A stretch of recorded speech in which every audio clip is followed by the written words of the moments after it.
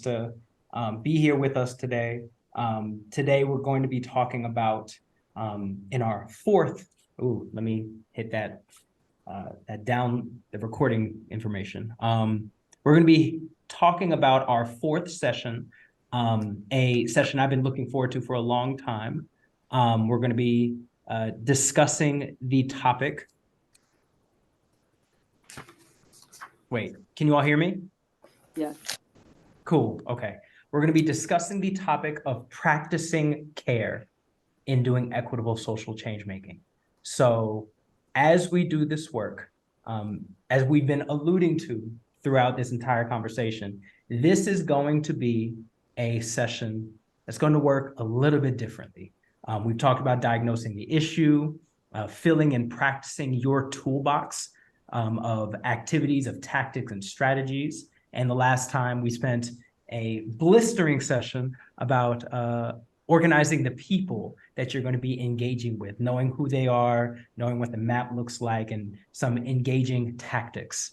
But today, these aren't topics or issues that you can think your way out of. We're going to be talking about healing yourself when understanding and addressing traumatic practices in oppressive systems, and taking responsibility while engaging in this type of change. So the focus of doing this type of work is making sure that we try our best to understand the purpose and how to distance ourselves from our ego. Because in many ways, as Danielle Laporte states, ego interrupts our intuition. So let's take a second to sit with that quote. Your ego, in many ways, interrupts the intuition that you might hold to be able to do the appropriate thing, the right thing in our social change endeavors. So let's talk about how our ego shows up in much of our work. So the next slide,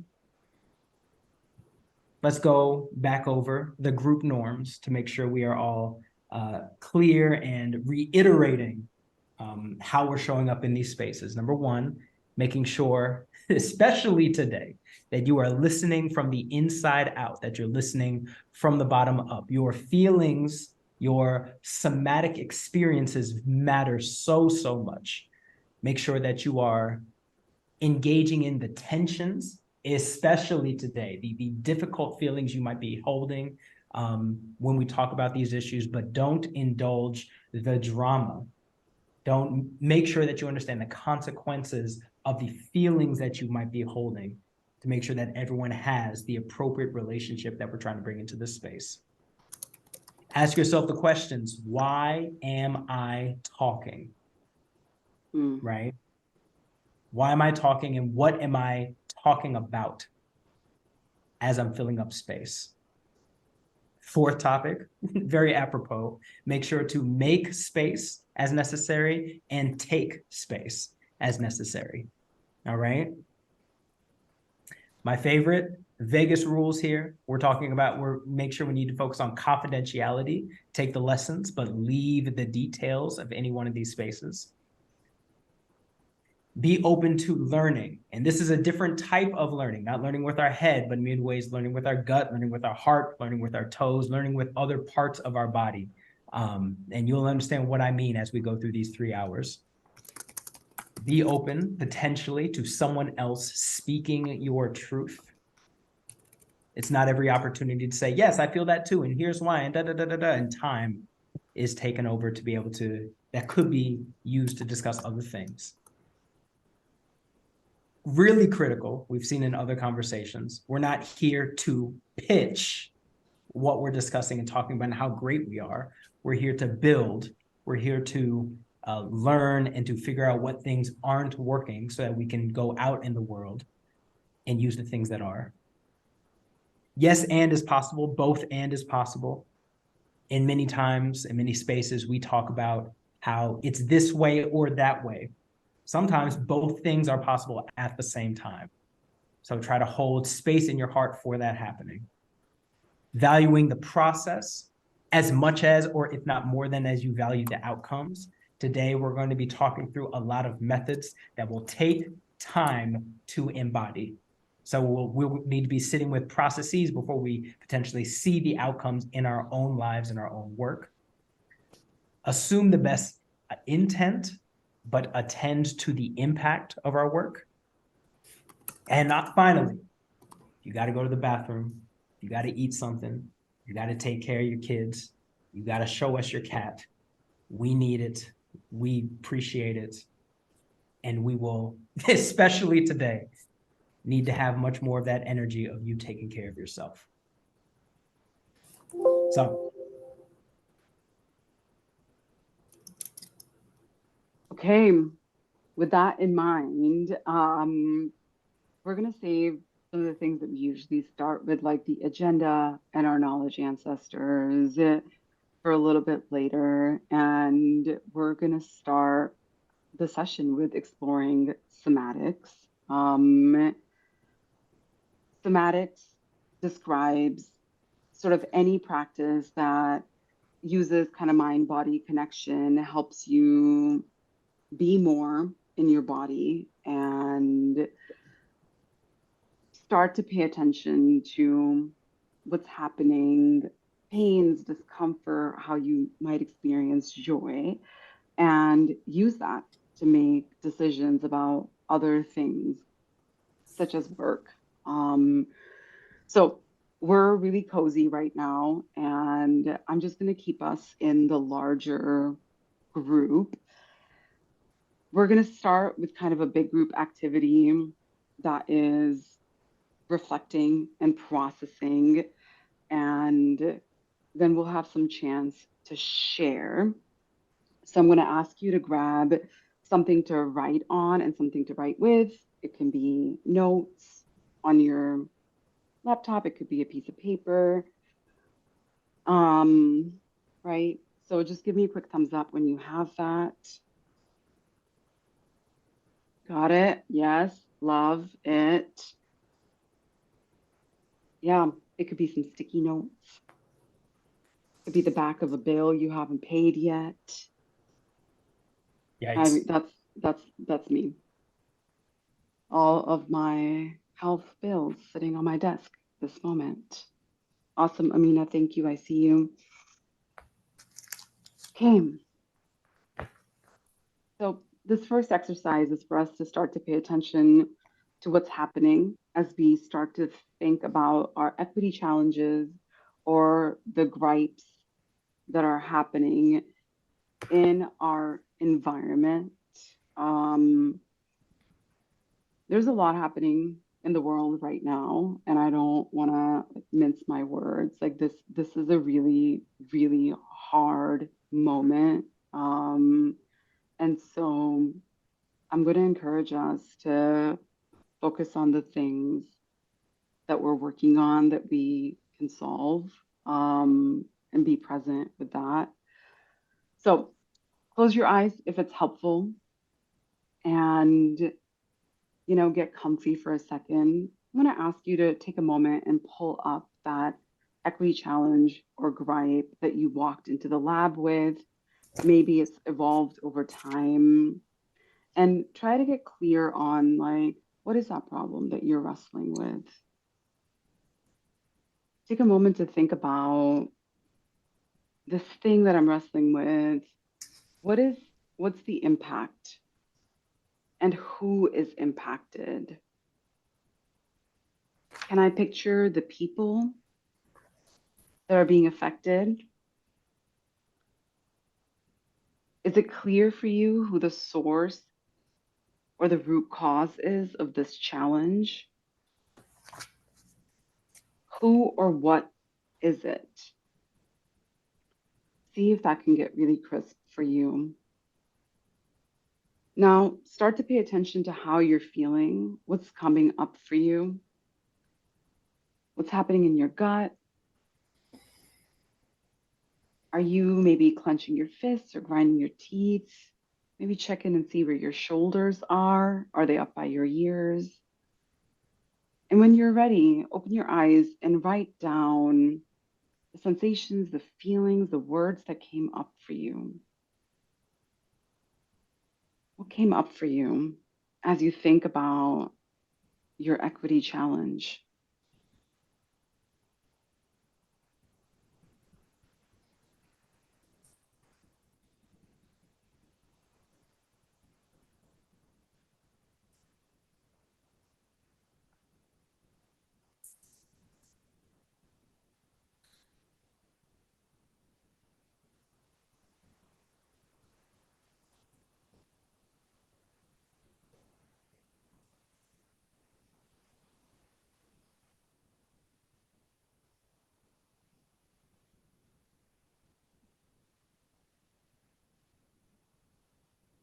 Okay, we're going to do it one more time. And before we do that, let's just take a couple of good deep breaths together. Okay, we'll do three. Deep breaths in, let it out. Let's take another one in and out. Last one and out. Okay, I'm going to invite you to close your eyes again. And I want you to imagine for a second a world in which this gripe, this challenge has been addressed, it's been solved. Can you visualize that world? Can you start to visualize what's different about your team, your organization, how you might be working with clients? Can you start to imagine who's impacted? Can you pull up the names and faces of people who are now having a better experience? Can you picture what that experience is for them? What changes have happened to some of the core systems and structures in your context? Who's here now that wasn't here before?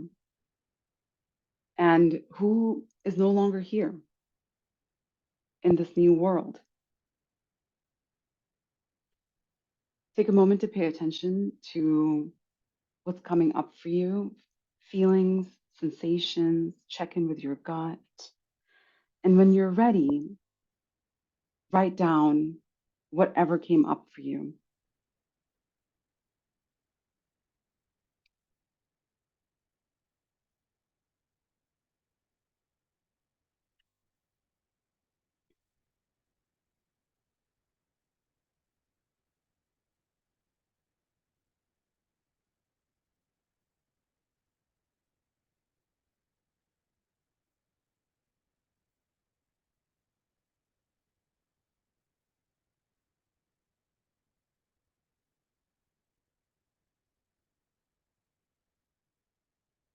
Reiterate the point that you can't think yourself out of these topics that we're going to be holding. They, I think, Amina, that point that you hit on just now, that idea that many of the ways that we engage with our work, that we try to reach a version of success, that we try to define ourselves, there's a part of ourselves that many times we devalue, that we make invisible, that we start to tap into by recognizing our feelings, our worries, where it sits in our bodies. And that's part of the reason why it feels so difficult to cope with these types of issues, because our world makes it seem like that we shouldn't do that. That's why we're talking about that today. So in this agenda, we're going to be making a case for healing and personal responsibility, again, through experiences that we've had in our own professional lives. We're going to be talking about our knowledge ancestors, our point of view as to what we bring to these types of conversations and why it matters. And then we're going to be talking about, as we normally do, the core resources we're offering to you while you're on this path, helping to support your own identity and feeling journey.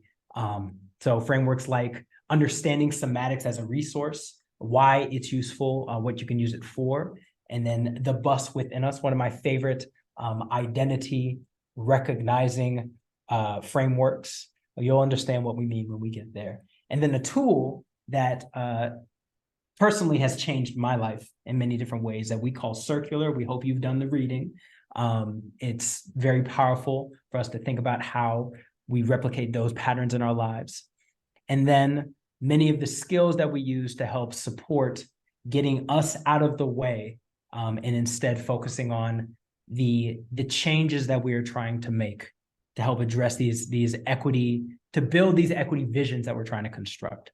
And then we're going to be holding a lot of spaces for conversations, for feeling out what it means to do this work and dialoguing on those topics individually, in smaller group and larger groups. And then we're going to close out so that we can have more time to think and feel our way through these issues and talk a little bit more about what we're going to talk about next session, that final session that we have on week 6. So that's what we're going to be talking about today. Aparna, I believe it is time for that break. Is that the case? We can. Yeah. Let's do 5 minutes. Please.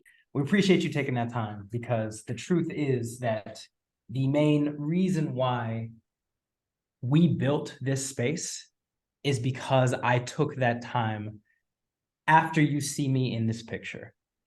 You've heard me already talk about my experience in the Kalahari Desert, about 8 hours north from where I'm currently sitting right now. And this picture is one of the great experiences that I had while doing that participatory design summit. The people that you see around me are the other designers. I promise that they weren't fake. This is proof positive, all working on many different types of projects. Again, mine was deep sand wheelchair work for 3 weeks, many other different types of activities. And we loved the experience, and it seemed very beneficial at the time. And the last week was us, once we've prototyped the project, asking ourselves, doing the design work for what's going to happen next. It was continuity work, right? And long story short, rationally, practically, community-based, I came out very disappointed. I came out very frustrated because we had to make the decision. It seemed like the only way out, that health-wise, business-wise, engineering-wise, to build something that was going to be useful, we had to bring the wheelchair out of the village. Everything that we came there to help support and build, we couldn't continue the work because we did not have the hospital, we did not have the experts and the resources to help build a better prototype, we didn't have the business expertise in the community to build out the work. So all of the promises, all the relationships that were built over time turned out to be basically for naught. And I sat with this for 2 years, and I did dissertation research on it, and I came back to the community trying to ask more, learn more, and recognizing all of the ways that everyone in this picture used the experience to their benefit. And I felt frustrated. I felt confused. I felt exhausted by a system that said there was going to be a way for everyone to win. We're going to fill up our resumes. We're going to help create the thing that helped made the world better. But was it going to, though? Like, how can we really sit with this? And what ways is this system that we think is actually working really not helping the people we say it's trying to help? And it made me think about the people in power. It made me think about the systems and policies that make someone benefit while not actually supporting people that are marginalized. And it made me come to that main gripe that I told you about at one of the first sessions about this lab, that so many leaders are not healing enough to be able to make the change they think they deserve. Too many people are scared to think, if I really grapple with what this is making me feel like I'm not helping the people I care about, I'm not supporting the communities, and I'm getting so much out of it because I think I'm doing good. I'm trying to be a superhero, but I'm being very selfish. What that actually means for the work we're trying to accomplish, what would need to change to make this actually work. And making sure that change happens personally is one of the core tasks for making sure that this can happen in the future. And that's why we wanted to hold this space for you all to do the exact same thing. My super special skill set, the thing that brought me there, failed me there. So this is going to be a discussion about how we can grapple with those feelings, with those struggles, and think about, as we try to do this work, how can we not be stymied? How can we not be, how can we not go the directions that feel like it's useful for me, it's wonderful, it's fantastic, but it's not helping anybody? How can we make sure that our feelings don't get in the way of the progress we say we're trying to make? So on that path, we think it's essential to discuss these 3 topics, these 3 points from our knowledge ancestors as we do this work, because you can't think your way out of these problems. These systems work much more easily if you don't try to think out how this is benefiting you, the people in power, and folks that are trying to be superheroes, instead of the people that are actually going to be being affected by the complicated problems we're trying to solve. So the first ancestor is generative somatics. The core focus of this work, the base level 101 for you to understand why should I do this in the first place, is to experience and build internal physical perception. We started this topic, we started this conversation discussing equity intuition, that it's a resource that when you've practiced something for so long, over and over and over, that you don't even think about having to do it before your body moves into action to make it happen, right? Somatics as a practice is core to building that perception. We've all built harmful survival techniques that we use to cope with our society. For me personally, in my professional life, that's trying to survive by being perfect, right? And there are many other ways that we're going to talk about in the future. Somatics helps you, gives you the tools to start recognizing some of those wounds, some of those patterns, some of those outcomes in those relationships, and helping you give the feedback necessary to engage in practices that feel healing and that can help you break some of the cycles that keep systemic inequity happening just by understanding what you're feeling. So this is a start. The next knowledge ancestor we're going to draw upon in this work, it's love. So sweet, so nice, so difficult to actually practice. If you haven't read this book, read this book. Critical, it's life-changing, it's valuable. In many of my circles, it's actually become trite about the type of people that actually use this work, because it's so discussed about how important it is to think about what true love actually looks like. I'm thinking of, goodness, my apologies. I'm thinking about the fact that my favorite quote is, justice is what love looks like in public. Cornel West said that, and in much of our practice, I try to think about the different ways that love, either through honesty, through commitment, through grace, through romance, through compassion and compatibility, actually looks. Because in many ways, lots of us have seen and then experienced a type of love that does not feel loving, and we haven't been able to put the words to why. So figuring out what love actually feels like and practicing it to others, recognizing that without it, there can be no equity, is essential in how we try to love ourselves and show up in these spaces. And the last topic we want to talk about, it's a deep topic. We're calling it hospicing modernity, big words, big concepts. We want to distill it for you. Basically, what we want to understand here is we as humans, the world that we live in right now, we built a model for what the world looks like. That model has different qualities that once we name them, you'll start to see them. Number one, that a specific type of person is at the top and some other people are at the bottom. That everything is made for those people at the top, right? Whether or not you're trying to exploit from others, you're trying to separate from others, you're trying to take power and not have too much power for those other people, whatever they are, or even non-people. And the idea is that progress is linear, that everyone else should try to attribute to our rules and try to reach where we are, whether or not that's in politics, whether or not that's in education, whether or not that's in creative spaces, whether or not that's in capitalism, right? This mindset has been harmful. It's hurt a huge amount of different people. And in many ways, it is losing its ability, its rationale to define the world.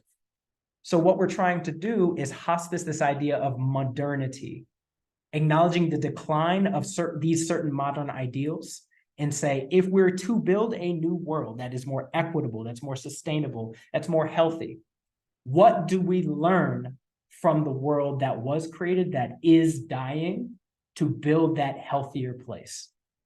And a critical part of that is a lot of the things that we're going to be discussing today, and many of the things you all are trying to build in your own lives. So the three topics, the three knowledge ancestors we're trying to hold on in doing this work is generative somatics, love, and hospicing modernity. So yeah, in the links, you should see two of those separate resources, three actually, different blog posts that are available about us talking about these topics in different places, and more information from the people that created these concepts in the first place. So if you're interested in learning more about how they suggest this work and how you can move forward with it, you can read those resources. Aparna. Okay. Big meaty words, really academic, and there are some really good resources that kind of boil it down so that it's accessible.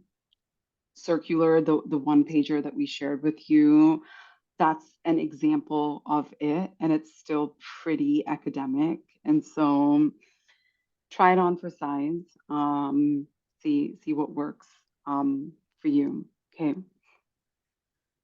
We're going to dig into frameworks. And the first one is somatics, right? Somatics is a framework. It's also a set of tools. It's a way to be in our bodies more. I mean, ideally, we're always present in our bodies, like we're here. Generative somatics is a branch of like the larger body of somatics work, and it's really focused on liberation. It's focused on shifting towards those liberatory outcomes. A lot of times in social change work or equity work, people use the method to tap into this quality of knowing, right? Which we falsely say it's trusting your gut. Because a lot of trusting our gut is leaning into some of those really harmful survival techniques that force us to actually disconnect from our body and our body's reaction when we're in traumatic or hostile environments. And for Pierce, it's perfection. For me, it's being like super kind of distant and polished. Um, and somatics broadly, but generative somatics specifically start to give you some tools to recognize what's happening and also tools to start healing, so that our nervous systems are not completely out of whack and that we can be more principled in the choices that we're making. We started the morning off with an activity where we asked you to really pay attention to what you were sensing and feeling and the words that were coming up for you as you were thinking about the equity challenge. And for a lot of folks, it was a really emotional exercise. And then we asked you to imagine, like, well, what does the world look like when we've solved for some things?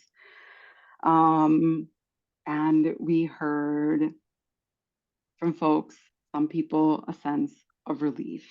So you can you can practice somatics by even just taking a couple of minutes every single day to sit with how you're feeling, and write it down. Write it down. I do it just on stickies, and my desk is a hot mess all of the time. And at the end of the week, I just collect my stickies and I recycle them. But that's what I found works for me. Or if I'm sitting through a meeting and I'm having a big sort of emotional response, I'll put down what I'm feeling on a sticky note. I'll just write like angry or, like nauseous, and it'll just be there. I've recognized what's happening in our bodies. I want to talk about some tools, especially now, when so many of us are like noticing what's happening with Israel, the bombing in Gaza, the heaviness of it, the ways in which it's challenging our relationships with our colleagues, um, finding ways to center ourselves. Finding ways to center ourselves. There are practices that you may already have. If you have some that you use that feel really reliable to you, I'm going to encourage you to pop them in the chat. Some really common practices are going for a walk, just setting a timer, 5 minutes, if you're able bodied and can do that. It can also be setting a timer for 2 to 3 minutes and just paying attention to your breath and sitting in silence. It does a lot to help our brains reset, and it calms our nervous system. Listening to brown noise or white noise for a little while when you're working, or music. I would say, generally speaking, moving our bodies is pretty powerful, to center, even if it's only for a couple of minutes. And so I want to do one with you. I want to share this resource that I've been using for a little while, and it's a plugin on Teams and Slack and Chrome. Natalie, do you remember this one? So this is a startup, and we did this all together, what, last year, 2 years ago, at a VC summit. But this is the web version of it. And so let's do one. If there's like, do you want to try any of these? Is there one that you're like, I really want to try? Energized or centered or joyful?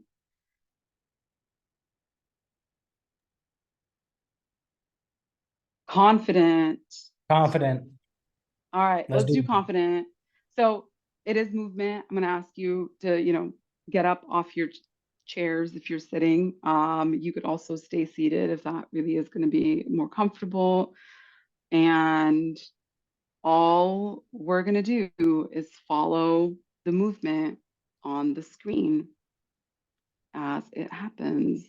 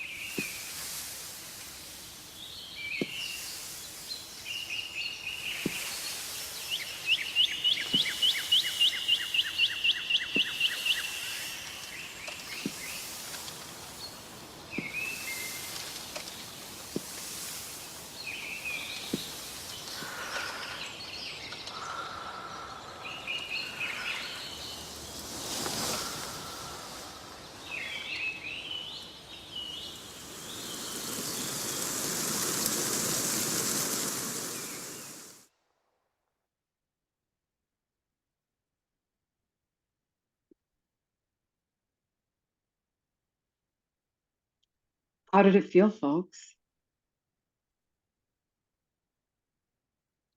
Yeah.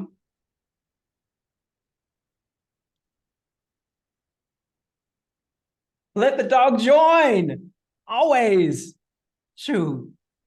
That's the best times. That's Yeah. a super neat tool. What was the website again? We sent you the link in the chat Oh, and you we sent sent it it. when you Oh, okay, come. it's an in chat. Got it. Awesome. Hmm. I got it. Yeah. So saw this demo like a couple of years ago at a conference, and I'm gonna be honest with you, I thought it was so hokey. I was like, whatever, okay, like 2 minutes of just dancing around with these like strange sounds. And I hate bird sounds. So like initially I was really turned off. If you know me, you're it's not gonna be surprising that I hate bird sounds. And but then I started doing it. I just started doing it. I installed the plugin into Teams, and every couple of hours it would say, "Hi, do you want to move with me?" And I was like, "Yeah, fine, I'll do it." And it's made a really big difference. It's made a really, really big difference. A lot of times I do it in meetings. There are only like 4 or 5 options, and but even if I've done them 10 times, it still really helps me get calm. And there is science on why the form isn't, gendered, why there isn't talking. It's just sounds. And it is to help us be in our bodies a little bit more. So try it Yeah. out. Let me know. Yeah, let me know if you like it. I also want to share another resource of people who actually teach and do generative somatics as a field. And one of the things that I love about them is that regardless of your ability to pay, you can join classes and you can start learning. It's also a big part of this work, Emergent Strategy by Adrienne Marie Brown, who some of us know. And um, this is like my almost Bible along with bell hooks. It's where I get a lot from, and yeah, helps with that. So, okay, the first framework, somatics, and I'm gonna pass it. I want to pass it to Pierce for the next one. Let's talk about it. So let's talk about the bus within us, right?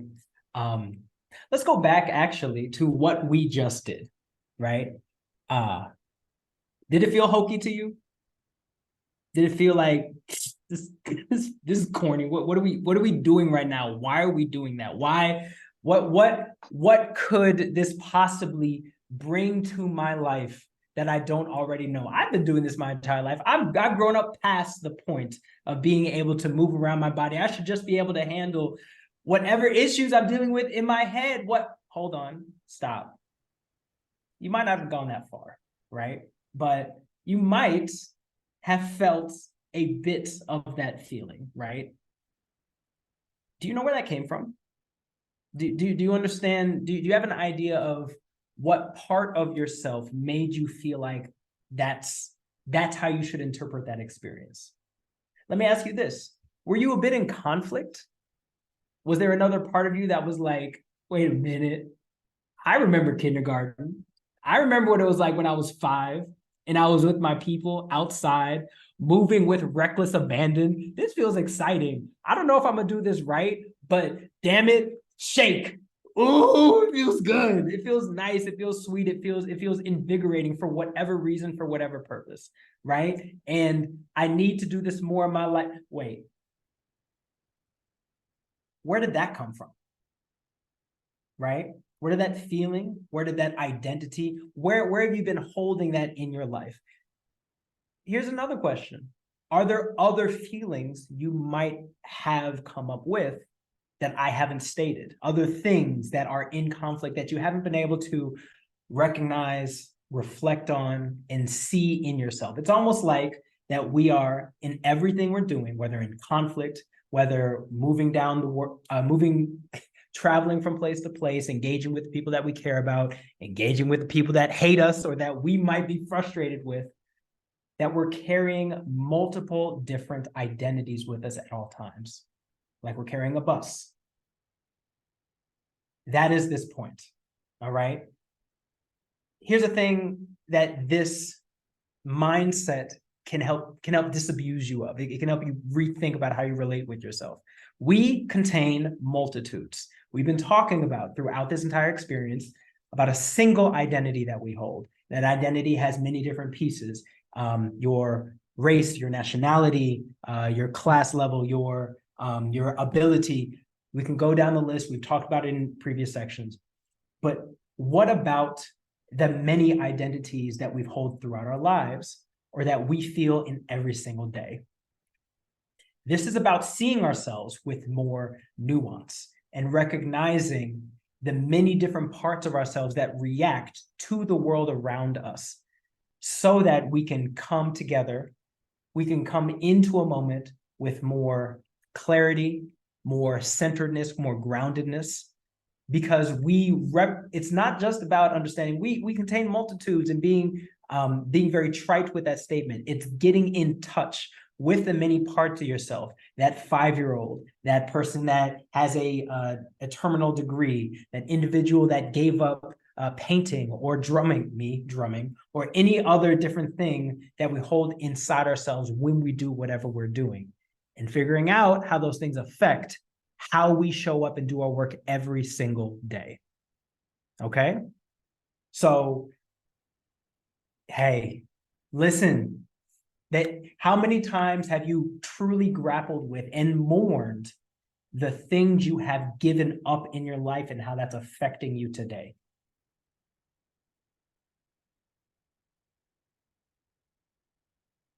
Take a second. Think about that. This resource, day to day, experience to experience, can help you take a second and think about those identities that are traveling with you every single day. So to be able to get you on that path, to start you down that path, what we want to do is give you a bit of experience in isolating those different identities. So what I'm going to do for you right now, Aparna, one quick question before I get started. Is this resource in the workbook or is it not for them to look at? Wonderful, cool. You can do this one of two ways, all right? Whichever way makes sense for you in this moment, but the resource is available in the workbook. You should see a framing it says session 4. You should see a table that has examples of a tense situation and then different identities that might be on the bus. I'm currently seeing it on page 51. It might be a different page for you in the actual workbook.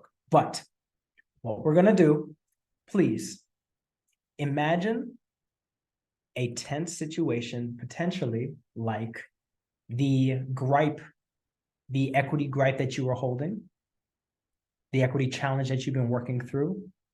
Close your eyes and imagine that gripe. We've been doing it a many amount of times, and we're going to do it a little bit more over the expanse of this experience, of this session. Now, as you think about that gripe, I want you to imagine yourself as a bus. What does that mean? You're taking a journey from point A, you're trying to reach point Z, and right now the bus is taking you on that journey. Here's your question. Who is in the driver's seat? Close your eyes. I see some eyes that are open. Oh no. Close your eyes and think of the feeling, the identity, the individual that is currently in the driver's seat. You can ask questions like, how do they act? Where did they come from? What influences their actions? Is it somebody you picked up in grad school? Is it somebody that you picked up during a traumatic experience? Is it somebody you picked up when you were lauded or appreciated for your work?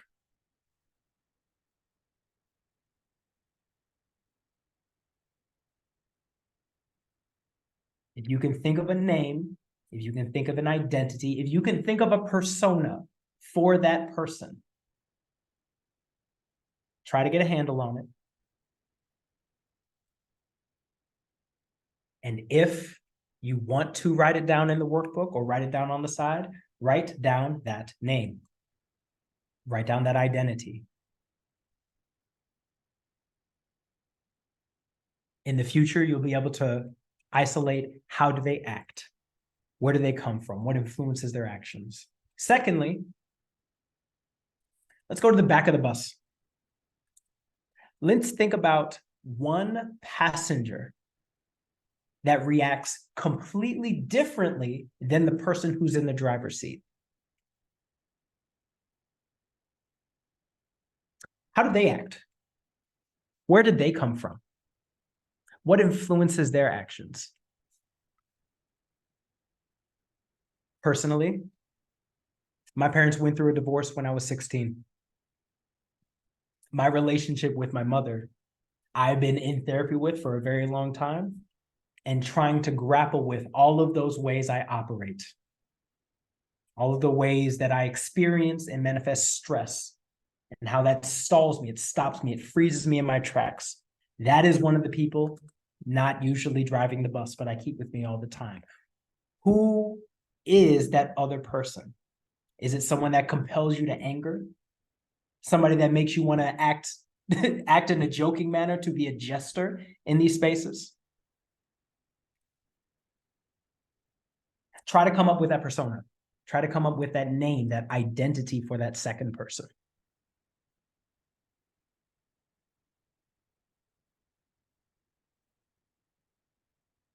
Keep in mind, we obviously go through a lot of content in a small amount of time.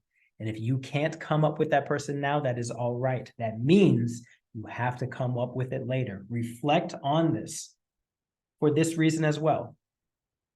You might want to do this 3, 4, 5 more times. Does a bus only have 2 people on it? No. Do you only have 2 people in your identity? No. So you carry different people that you've picked up throughout your own life. Going to school, being in your professional practice, being with your family, being with that shadow self that you probably don't admit to yourself or you don't discuss in normal and professional environments. Other people don't need to know about that. But who is that person? And why does that matter to you? And how does that affect how you show up in spaces? Your tactic here, these are all, to be clear, Leandra, thank you for that question. These are people in your mental bus. This isn't only about who you'd like to become, this is who you currently have in your bus right now.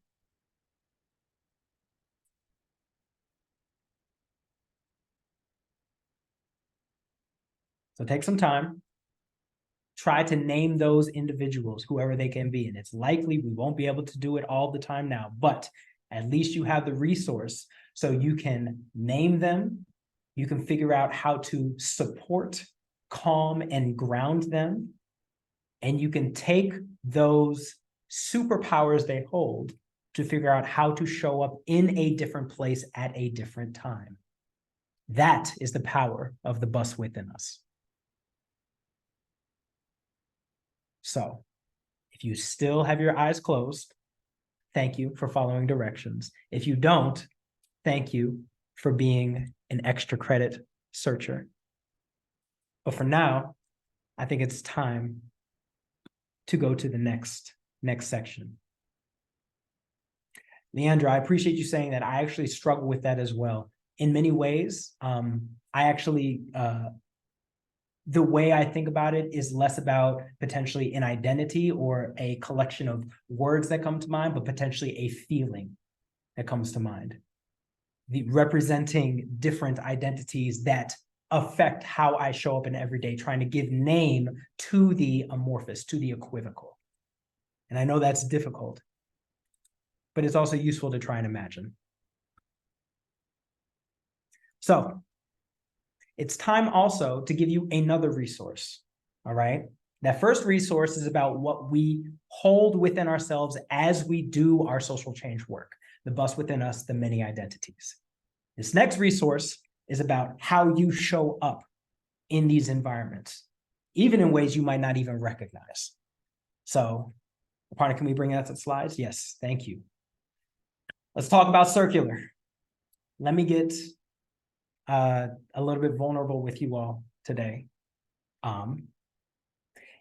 In a month from now, it will be the 1-year anniversary of my grandmother's death. Right after Thanksgiving is when it happened. I was literally actually the last person for her to see. I was the only person in the room other than the social worker when she passed away. Got on a flight from Botswana to see her for only a couple of days. And then that's the last time I saw the wonderful Patricia Steele Gordon.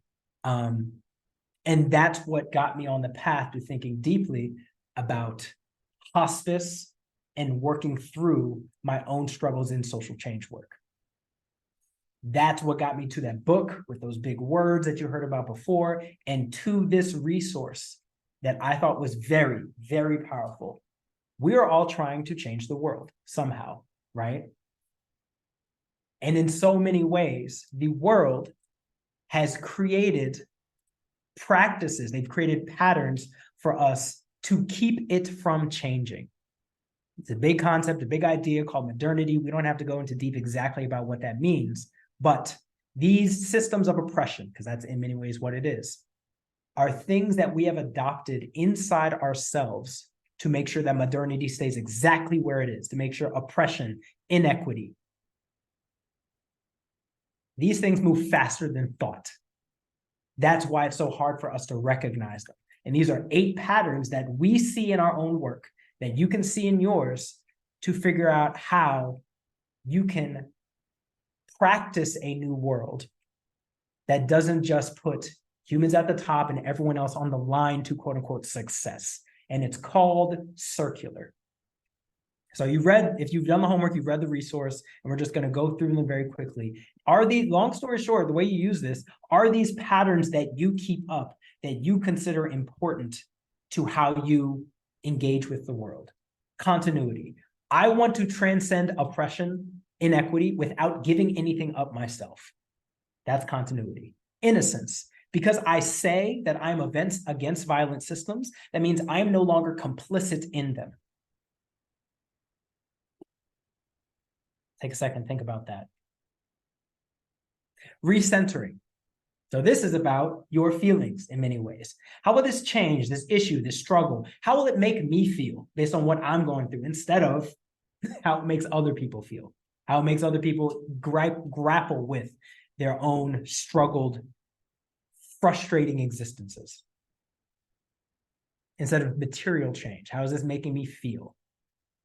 Certainty. In all of my work, what matters is that I know what's going to happen. I deserve to know exactly what's going to happen, when, where, and how. And if I don't, it's not worth investing in.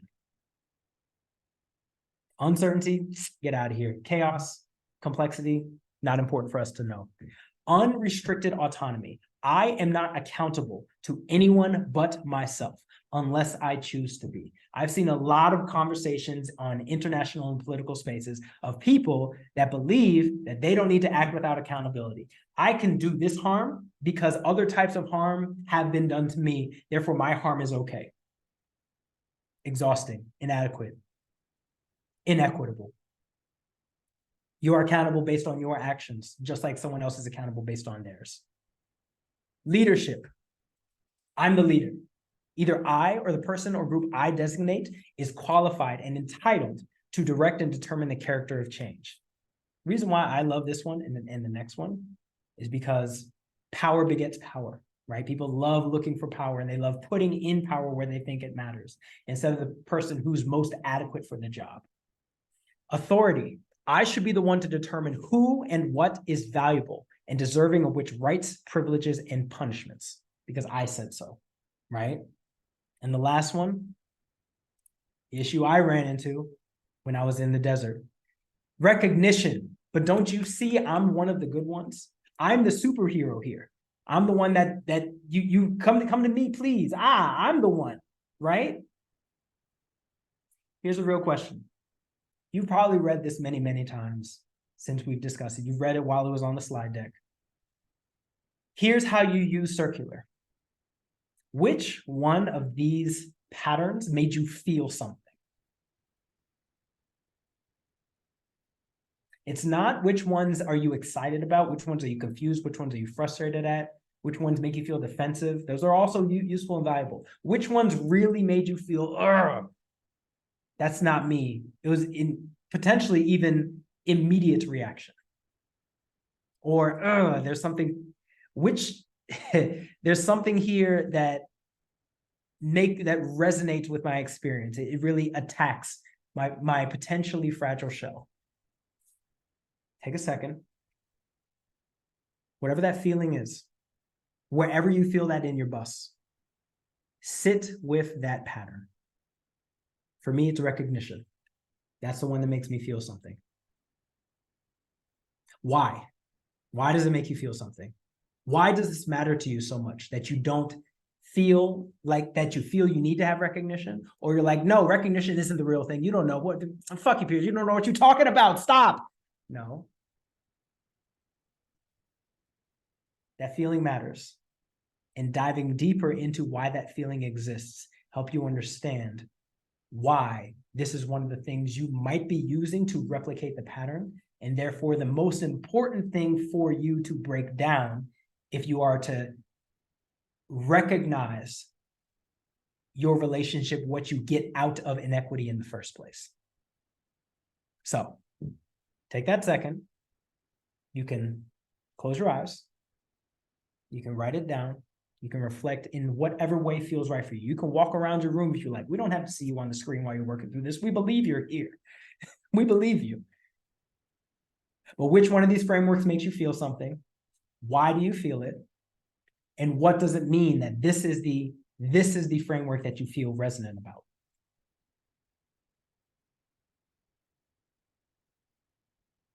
Take some time and think about that. We'll be here for Aparna How is about 3 minutes. Is that okay? All right, 3 minutes.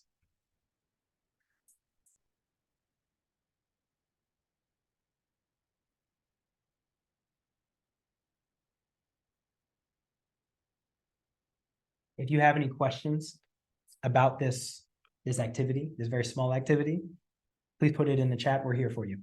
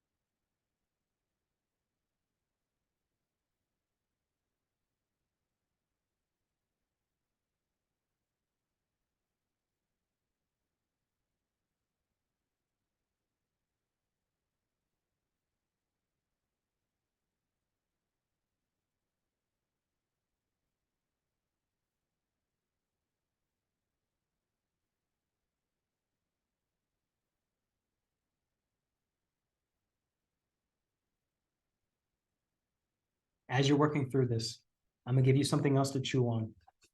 I'd argue No one here is ready for this next step. No one. But I'm going to give you an idea of what that next step looks like. Once you start grappling with how this really sits in your work, in your life, in your relationships, you'll start to be able to see this in other people. You'll start to see this in how people react and engage and connect, how they consider what success looks like in their worlds. You'll start to see people who want to look for authority, who yearn for certainty, who don't want to sacrifice in doing their work. Win-win situations, as it were. So that's a couple of months, couple of years, couple of decades down the road, but at least you have a bit of the language that you can work on and then start to notice in other environments. We have about 30 more seconds.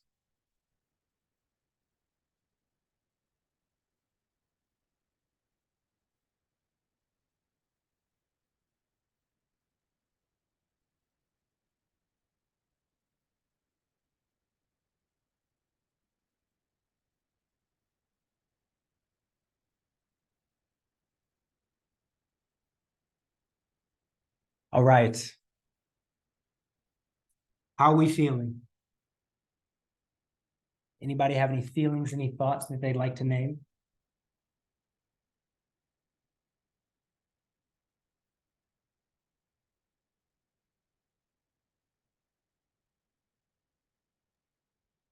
I would like to name that I'm grappling with the leadership one, mostly because I don't think it's all that unreasonable to think that more like women and trans people of color should be in leadership making decisions, or in that we should be using more indigenous knowledge. And so that feels right to me. And so it's interesting to know that that is also like a bias, and that leadership should, you know, include everyone. But I think that like, yeah, queer people of color are generally qualified and entitled to direct and determine change.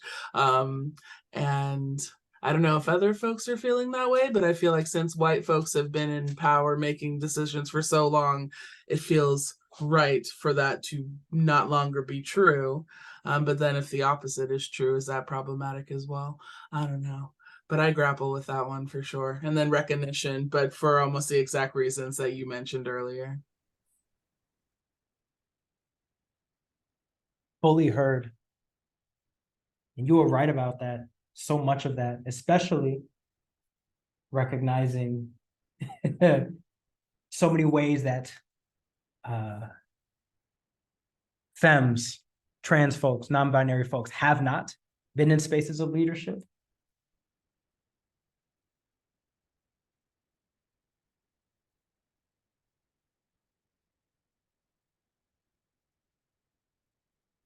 What other thoughts? What other feelings?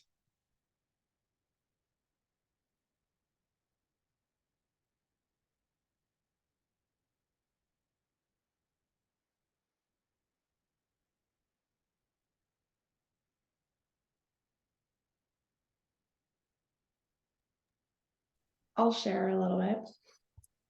Thank you.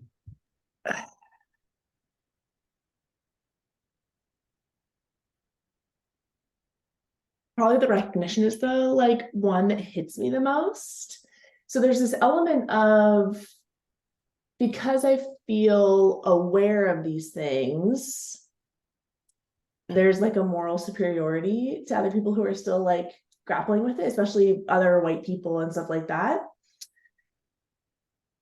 And so I tend to get like just below the surface, and then I'm like, done, did that bit, you know, aware of it, doing it, and like good, right? And I can move on without doing like the deep work. So like some of that like giving up things or changing things or whatever, but I kind of jump straight to the, okay, I've done some of this, and so I'm like therefore better than the other white people in my circle that aren't there yet. So that's something that I'm trying to like work through. Like, where does that, you know, where does that fall? Where am I? So that's kind of what's coming up for me.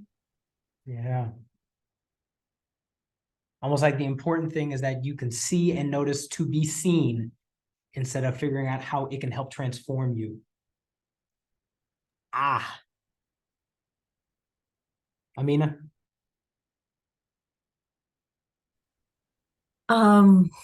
So not resistance, or I forget what you had said, like notice which ones you have resistance to, or the ones that rub you wrong.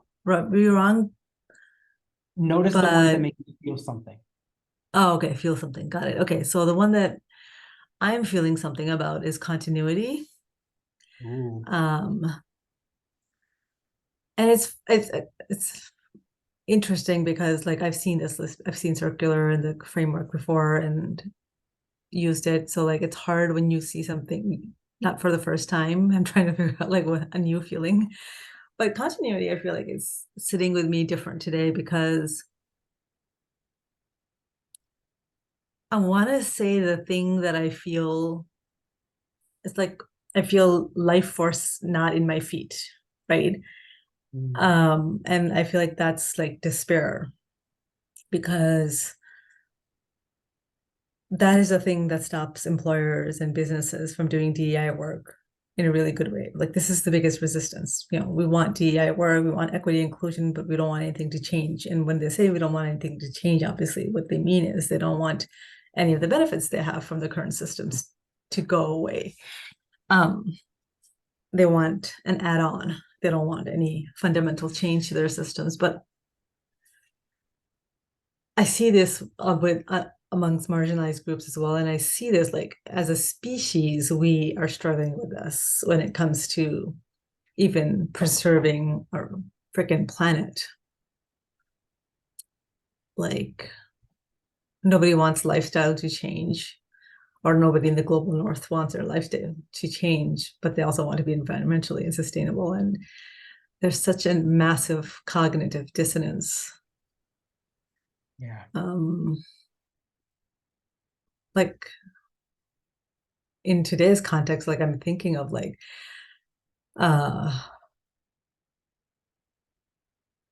we in the US, let's say, let's just focus on US because we want nothing to change about our foreign relationships, about our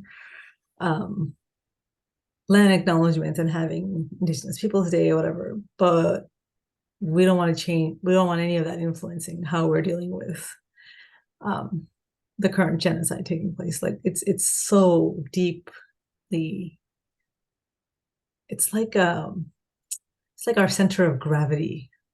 I feel like this is our center of gravity, and that needs to shift. So this one I feel is impossible to move the mind.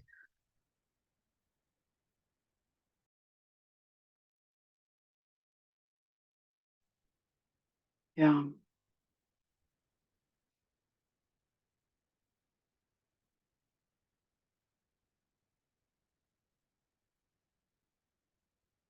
Anybody else want to bring their voice in?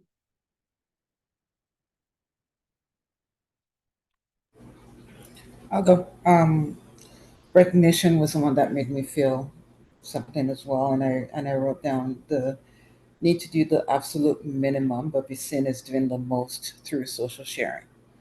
Um, and and I think for me, because my lived experiences as a Black woman, I tend to focus more on that and not so much on other areas where work and wanting to have that recognition. I also, you know, stand in for other Black people, but not looking at what other marginalized or equity deserving groups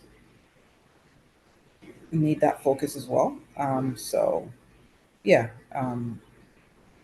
that kind of it's yeah something to grapple with, especially in this social media world and building your reputation around knowledge and all that, but not doing the deep work that needs to be done in all areas. So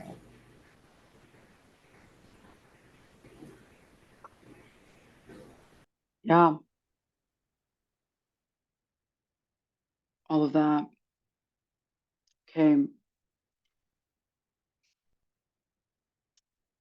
We're gonna move to some breakouts, and I'm gonna open the breakout rooms. Before I do that, I just want to offer why. If you've never done race-based caucusing, it is so that you can be in spaces with people where you're doing less code switching and where you likely have some shared experiences, and to process away from the gaze of others. Our group this morning is pretty small. We also only have one white person, which is rare, so rare, in our professional spaces for this to be true. So I'm going to open up two breakouts, one for folks that identify as Black, African American, and one for non-Black people of color. And the time is yours to process circular identities, the bus within us, what's coming up for you, and then we'll come back together, right? So this is your time to have the conversation that you feel like you need and want to have, and I'll stay in the main space. So let me open the rooms, 20 minutes, and have some good conversations. Here we go.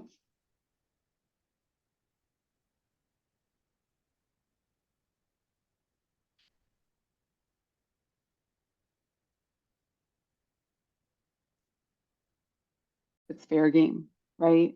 Pierce, we're good. We're good to share it. We're good to share. Absolutely. Look, we told you at the beginning, most of these resources are free or are fully available. And we did that. The work we've been doing is curation, right?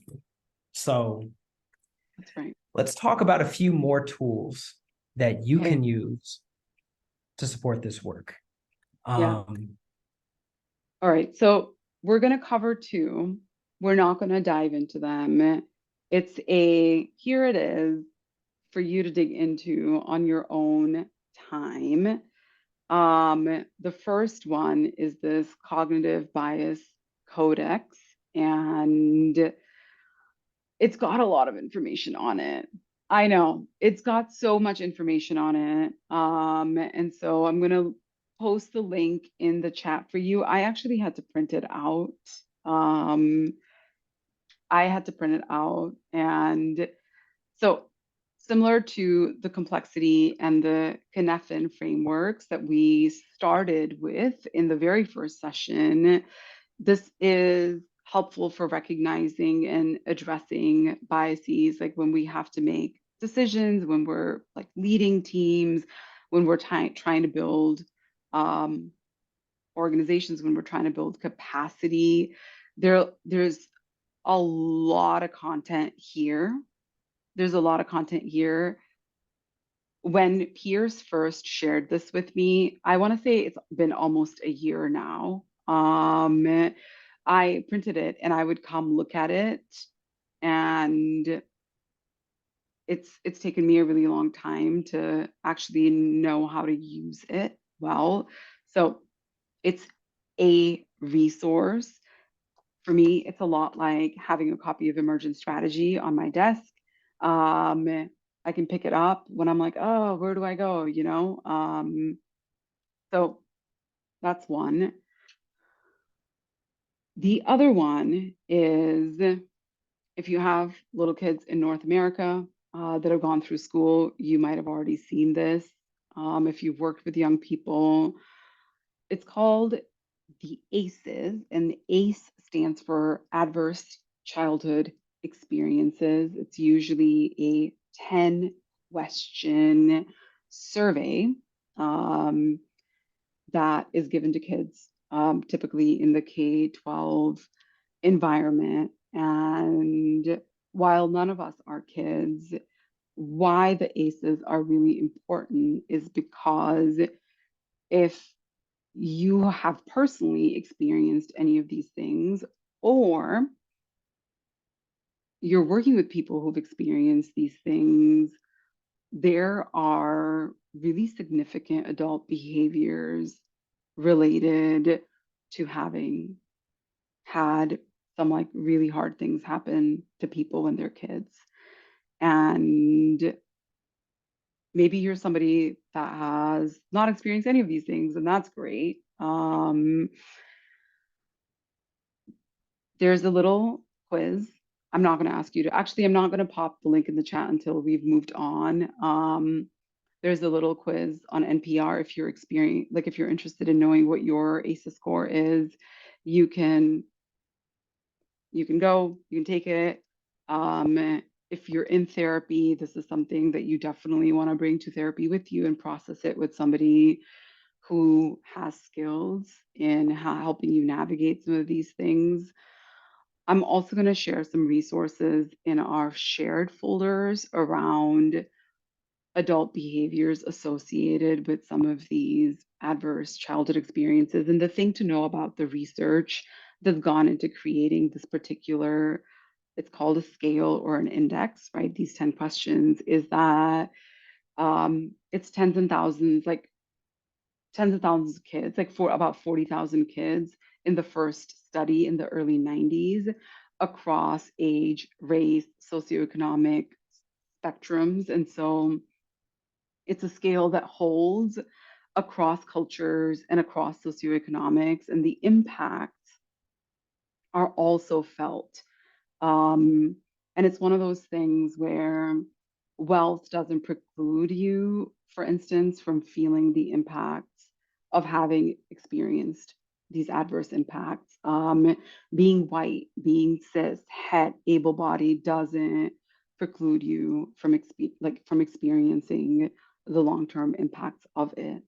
And some of them are things that you might not expect to see, right? Or you might not think has a huge bearing on how we show up as adults. And there are also some of these that are like really cultural. They're just part and parcel of a lot of how families and cultures operate. So it's a resource for you to process when you have time and space. Probably not at the start of your workday. Okay. Probably not at the start of the workday. I'm going to pop the link in the chat for you. You can bookmark it. Please don't do the quiz right now. Okay. So, tools to explore at a later date. Okay. Okay. Pierce. Let's go. So, lots of resources we've offered for you that you can use to go deep within yourself, to understand what you're holding, to understand how you show up in environments, using circular, understanding what affects your past related to the people that you've been around, and the things that all humans are holding that bias them, the library of different codexes and other information. But I want to reiterate that all of the topics that we've been holding, the beginning of many of the reasons why we decide to do this work, is not created simply from our rationality. You can't think your way out of these issues. We feel that there's a problem, and therefore we want to work to address them. So recognizing, naming, and using our feelings, not as something that we can react to, but that we can proactively cope with, is essential. So we want to actually end this space that we've been building the same way that we completed it, with another somatic exercise. So what I would appreciate for everyone that's here however you've been sitting, however you've been engaging in the space, whatever you feel comfortable with, please take a second and shake your body and move around a little bit if you have the space, if you have the time. Just get ready to be cognizant of what's going on in your body at the time, right now. So take a second, do that. Please close your eyes.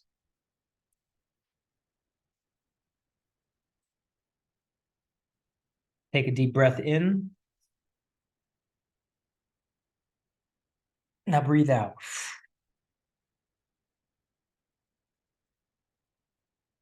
One more breath in. And breathe out. Move your attention to your body, noticing the sensations and emotions, and maybe even the internal dialogue. Come into the feeling self, whatever that feels like for you. How do your shoulders feel? Are they up? Are they tense? Are they down? How does your left big toe feel? Is it on top of something? Is it tapping? Is it centered? Is it tight next to the rest of your toes? Relax that. How does your heart feel? Does it feel heavy? Does it feel relieved? Is it pumping fast? Is it pumping smooth? Feel that. Now feel a part of the body I haven't described. Choose one for yourself. One that you haven't checked in a long time. Your gluteus maximus, your left thigh, your right pinky finger. What does it feel like? What is it doing? And what does it tell you that it's doing that thing? Good, wonderful. Now, we're going to center ourselves. Reminder for why we center in the first place. We want to stay present. We want to stay open. We want to stay connected. And we want to stay focused on our purpose. So center into your body. Let's start at the head. Focus on your head, the very tip top of it. Now notice your ears. Move them if you'd like. Notice your nose, your eyes, your tongue, your teeth, your mouth. Notice your neck. Notice your shoulders. Notice your back, the top of your back. Notice the front. Notice your stomach, your tummy, whichever one works for you. All the way down to your belly button. And notice your waist. Notice your hips. How do they feel? Okay. Notice your thighs, your right thigh, your left thigh, both thighs. Simon says, notice your knees. Are they hurting? Are they feeling well? Do they need to be stretched? Probably. I need to stretch mine. Notice your calves. Okay. Now, audible, oops, let's go all the way back up to your fingertips. Notice your fingertips. Yeah. Notice your palms. Notice your wrists. Notice your forearms. Notice your elbows. Notice your upper arms, your triceps, your biceps.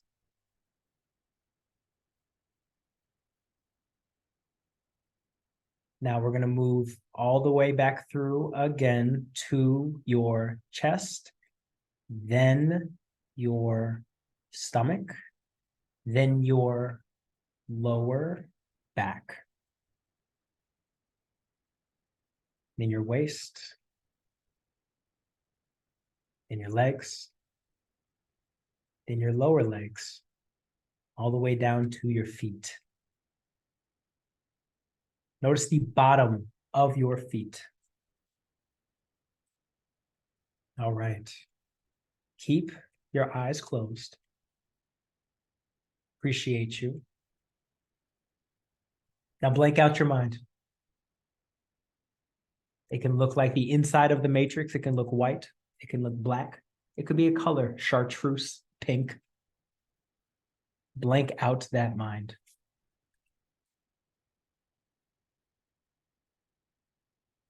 Now return to your equity challenge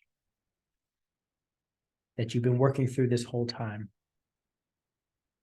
Imagine what it smells like, what it feels like, what conversations you're having because of it, what conversations you might have due to it. Now recognize the feeling in your body because of this space. Where is it? What level of reaction is it? Is it a 1? Is it a 12? Is it in between? How would you describe that feeling and where it is? Remember the research that you've done on this project to isolate the problem that you're addressing, on your organization, on the type of complexity of the problem, on the level of equity support. All of that research that you've done, all that thinking, all those relationships. Recognize the feeling you have in your body because of that research. Where is it? Is it in your head because you feel like it's staying there? Is it in your digits because of the work you had to accomplish to do it? What reaction do you have, and how would you describe that reaction because of your research?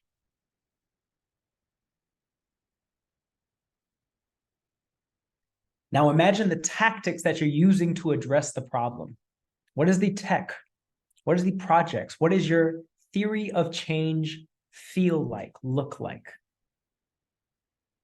What is the first minimum viable action you thought of trying?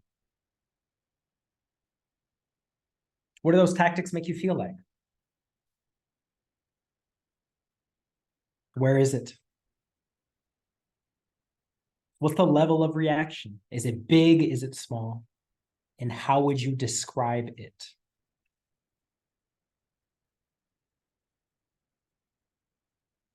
Now let's take a second to imagine the relationships you're building. Those people involved in the problem space. Think of the patrons in your space. Think of the beneficiaries. Think of the critics.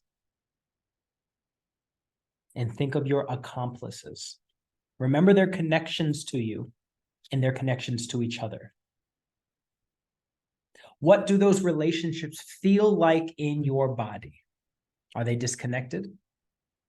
Are they appreciating? Are they affirming? Are they shaky? Are they relationships outside of the problem space? What does it feel like, and what's the level of reaction? Now, finally, imagine a changed world one more time where the issue has been addressed. You've instilled change. You've made this happen. They can attribute it to you, and people are really appreciative, or maybe confused, or maybe frustrated based on what you did. You know there's more to do, but you can tell that there are things that have been changed. What's more, you're not even a part of the experience anymore. You can look back on it, something in the past that you can tell stories to your grandkids about. Where's the feeling in your body?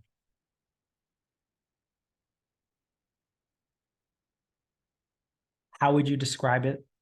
And what's your level of reaction?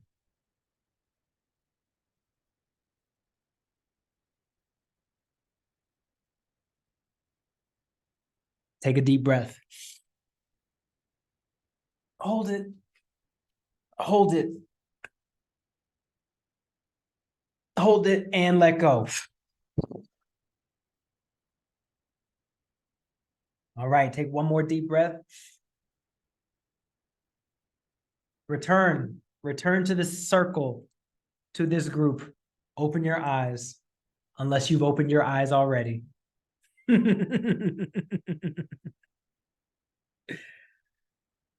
So,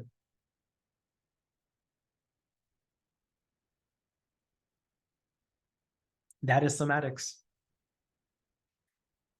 That is recognizing in our moments at the time, either imagining or experiencing what is happening to our body and how we can take that knowledge and understand it to be able to move more healthily, more strategically in your work.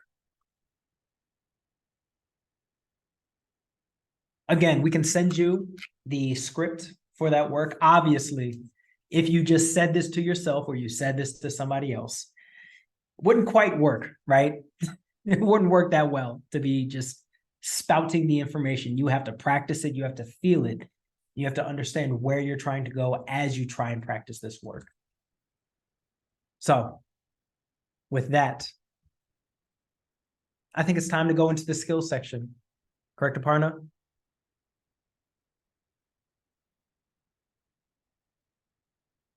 Yeah. Cool.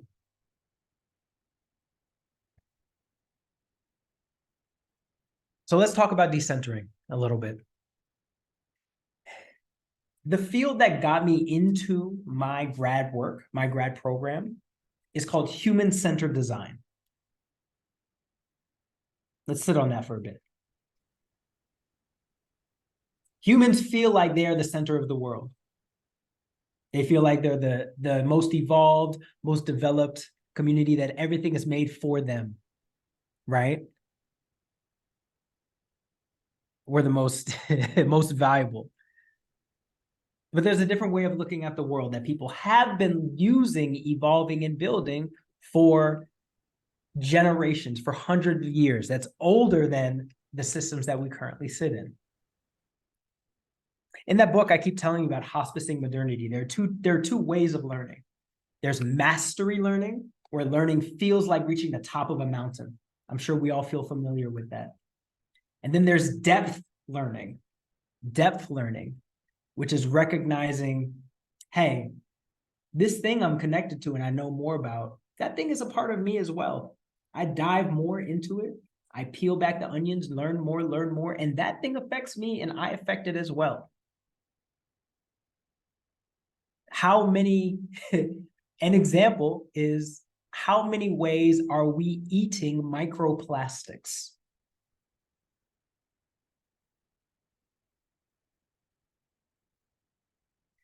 Another direct example from a researcher is by talking about the atom bombs that were exploded during Hiroshima and Nagasaki. They released a specific type of element into the world, carbon-14. He then asked the question in the talk that was talked about, anybody in this room, were you born before 2016? They're all like, no, obviously not. We're adults. What are you talking about? They're like, oh, interesting. That's cool. Because 2016 is the first generation of humans that were born without carbon-14 in their bodies. We are the ocean. We are this world. This world is a part of us. So how can we decenter ourselves to be the most important and instead consider how the things we're trying to affect also affect us? The next topic is developing responsive discernment. This theme you've seen in many other discussions and conversations. recognizing with different people in different relationships and different environments, these different spaces require different ways that we operate and build in the world. If we know what we're carrying, what baggage, what emotions, what relationships that keep us down, we can learn to heal and build other ways that we can be adaptable and evolve and have more power over the ways we're trying to inflict change in the world, right? A direct way, I'm gonna tell you right now, a big reason why I love facilitation, I love being a diplomat. I was born for it. I'm a middle child, right? Will I start a fight? No. Yikes. Will Aparna? Yes. Absolutely. Can I teach her about diplomacy? Yes. Can she teach me about standing my ground? Yes. What do you need to make sure you know what to use in what situation? Responsive discernment. Balancing your intuition with analysis. And this is one of the hardest skills we think people need to bring into any one of these spaces, which is why we included it as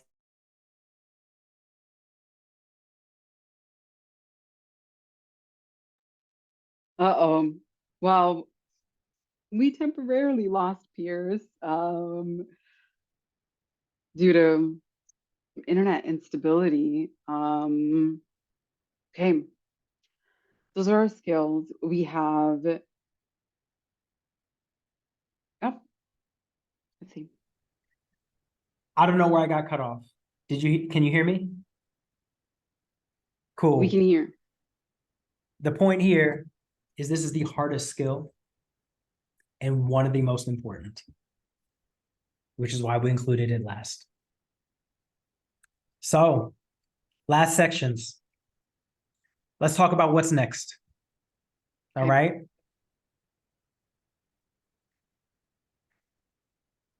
So number one, you've been holding your project. It's important, it's valuable, it's useful. It's also not about you.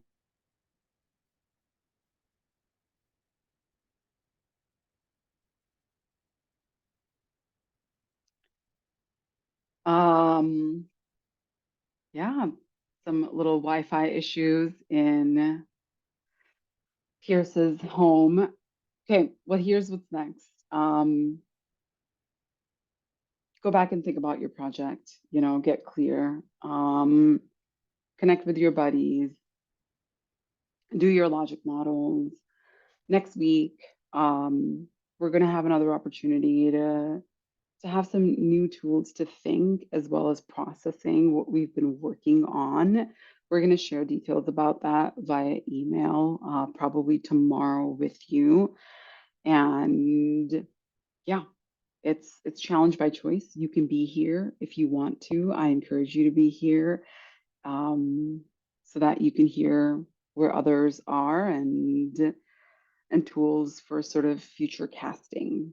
And I think before we leave today, I guess, here's what I want to hear from everybody. We've been together for 5 weeks, and I'm really curious, like, what's been the most impactful part of this learning journey for you? What's been one, maybe multiple big ahas?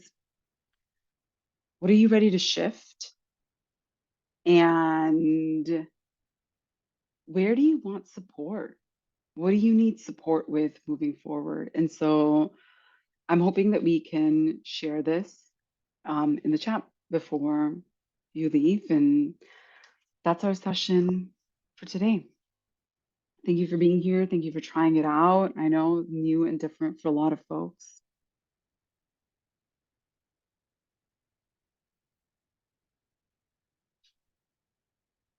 And we'll just stay here and hang out for a little bit.